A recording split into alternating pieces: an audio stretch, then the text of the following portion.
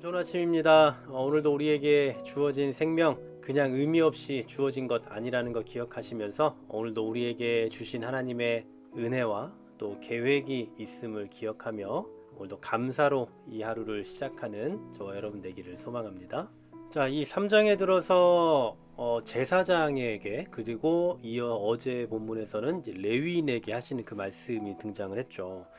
그 당시에 이 성막에 드나드는 일은 정말 엄숙한 일입니다.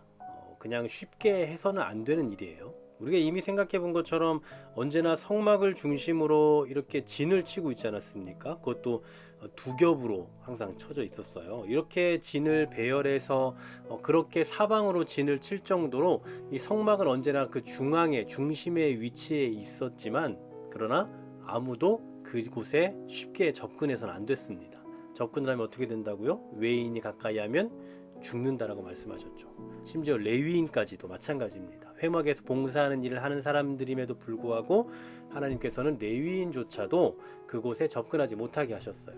그럼 성소에 나아가는 일, 이곳에 들어갈 수 있는 일은 누구만 할 수 있는 거였습니까? 오직 제사장 몫이죠. 제사장 외에는 아무도 이곳에 들어갈 수가 없어요. 그런데 이제 신약에 넘어오면 어떻게 됩니까? 예수 그리스도 안에서 이 모든 상황들이 다 바뀌었죠. 이제 우리가 예수의 피를 힘입어 성소에 들어갈 담력을 얻었다라고 말씀하잖아요. 또 때를 따라 돕는 은혜를 얻기 위하여 은혜의 보좌 앞에 담대히 나아갈 수 있다라고 선포하고 계세요. 그래서 우리가 잘 알고 있는 베드로전서 2장 9절 말씀에 뭐라고 말씀합니까?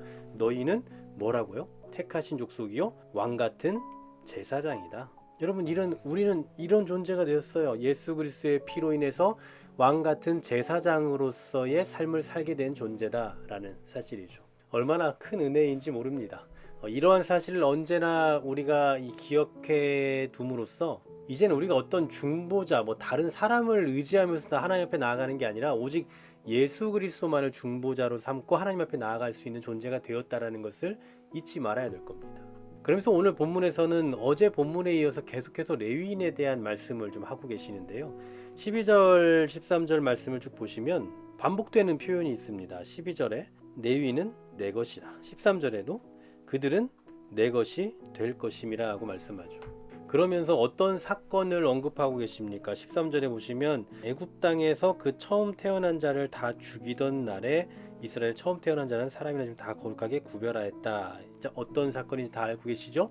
바로 유월절 사건이죠. 여러분, 당시 장자는 굉장히 중요한 존재입니다. 그 한 집안의 계승자예요. 그래서 하나님께 드려지는 그 짐승, 제물도 처음 태어난 것을 드릴 때가 많지 않습니까? 언제나 이 첫 것은 하나님의 것으로 삼으신다는 거죠. 마찬가지로 그 당시에 처음 태어난 자, 장자는 이스라엘 전체를 대표하는 거예요.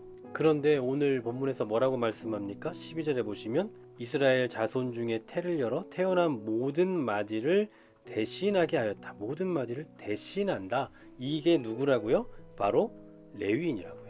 하나님께 속한 모든 사람을 대표하는 자가, 대신하는 자가 레위인이다. 그래서 그들은 하나님의 소유로 일평생 하나님만 위해서 하나님께 봉사하는 삶을 살아가야 되는 거예요. 하나님만을 섬기는 삶을 살아야 되는 거죠. 왜냐하면 하나님의 것이니까, 하나님께 속해 있으니까. 그래서 그들의 생계비도 이스라엘 백성들이 감당하도록 하신 거예요. 그들에겐 기업을 주지 않으셨잖아요. 하나님만을 섬기고 하나님의 것을 대표하는 사람들이니 이제 철저히 하나님에게 종속되어진 사람들이고, 그리고 그런 사람들에 대하여 백성들이 또 생계비를 책임져 줘야 될 의무가 있다라는 것을 가르쳐 주셨던 거죠. 자, 이 레위인을 통해서 그렇다면 우리에게 깨닫게 하시는 게 뭐겠습니까? 한번 이 구조를 다시 한번 잘 보십시오. 이스라엘의 장자는 무엇을 대표합니까? 이스라엘 전체를 대표해요. 그런데 레위인은 어떻다고요? 이스라엘의 장자를 대표하는 겁니다. 그러니까 이 개념을 한번 잘 살펴보면 이스라엘 전체를 대표하는 게 이스라엘의 장자이고 또 그 장자를 대표하는 게 레위인이다. 그러니까 결국 하나님께서 가장 중요한 그룹들을 하나님의 것으로 삼으셨다라는 거예요. 그러니까 이걸 통해서 알 수 있는 것은 그들에게 속한 모든 백성, 이스라엘 백성들은 다 하나같이 하나님의 백성이다. 하나님만을 섬기는 하나님께 종속된 하나님의 백성이다라는 것을 알게 하신다라는 거죠. 그런데 여러분, 이러한 과정, 현재 이 말씀이 있기까지의 이 과정의 출발점에 뭐가 있었습니까? 유월절이 있었잖아요. 어린 양의 피가 있었잖아요. 하나님께서 그냥 이유 없이 막 너는 내 거야, 너 이제 나만 위해서 일해, 뭐 이렇게 하시는 게 아니라고요. 내가 너 얼마 줄 테니까 너 나를 위해서 해, 이렇게 하시는 게 아니에요. 이 일을 이루시기 위해서, 이러한 과정들을 이루어 가시기 위해서 유월절 양이 죽었어요. 유월절 양이 죽음으로 인해서 그들은 하나님의 보호를 받게 되었고 이제 진정한 하나님의 소유가 된 것입니다. 결국 이 모든 것은 무엇으로 가능한 일이에요?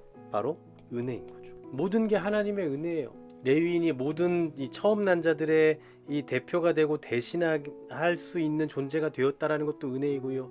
또 이스라엘의 장자를 통해서 이스라엘 전체를 대표하게 하시는 것, 그리고 이스라엘 전체가 하나님께 드려진 자로 되었다라는 것, 이 모든 것은 하나님께서 애초부터 계획하신 하나님의 은혜로 말미암아 이루어진 일이다라는 사실입니다. 우리가 구원받은 원리와 똑같습니다. 그렇잖아요. 우리가 하나님의 것이 되겠다고 해서 된 것이 아니고, 우리가 구원받고 싶다고 해서 된 것도 아니고, 우리가 무엇을 가졌다고 해서 된 것도 아니고, 오직 하나님께서 예수 그리스도를 죽이심으로 인해 우리를 당신의 백성 삼아 주신 거잖아요.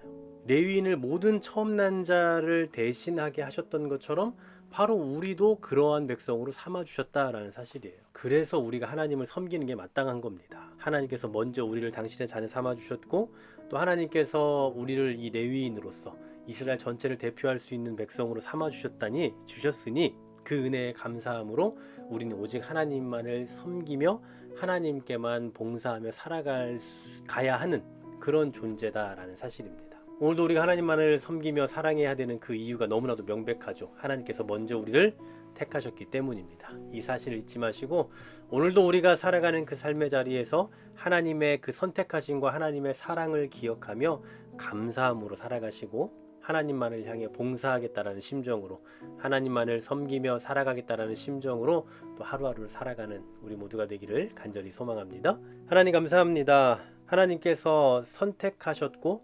하나님께서 일하게 하셨으며 또 하나님께서 대신하게 하셨다라는 것 잊지 않게 하여 주시옵소서. 오늘 레위인들이 하나님께 선택받은 이유는 그들이 특별한 존재이기 때문이 아니라 하나님께서 대신하게 하셨고 하나님께서 구별하셨기 때문입니다. 이 시대를 살아가는 구원받은 백성인 우리들 역시 이러한 존재로 부름받은 존재들이며, 이렇게 하나님께서 대신하게 하셨고 구별하셨다라는 것 잊지 않고 오늘도 구원받은 자로서 하나님만을 섬기며 하나님만을 향해 봉사하겠다라는 심정으로 살아가는 우리 모두가 되게 하여 주시옵소서. 예수 그리스도의 이름으로 기도하옵나이다. 아멘.